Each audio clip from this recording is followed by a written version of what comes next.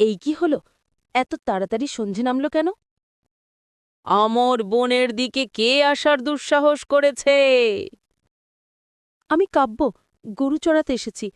আমি কারো ক্ষতি করব না। ক্ষতি করবি না? এই বোন আমার, যে এখানে ঢোকে তাকে আমি এক পরীক্ষায় ফেলি। আমি চেষ্টা করব। প্রথম ধাঁধা। দিনে থাকে না, রাতে জ্বলে, আকাশ জুড়ে ছড়ায় আলো। ওটা কে? এটা চাঁদ। ঠিক বলেছিস। দ্বিতীয় ধাঁধা। পা নেই তবুও দৌড়ায়, ডানা নেই তবুও উড়ে, বল সে কে? বাতাস। আবারও ঠিক।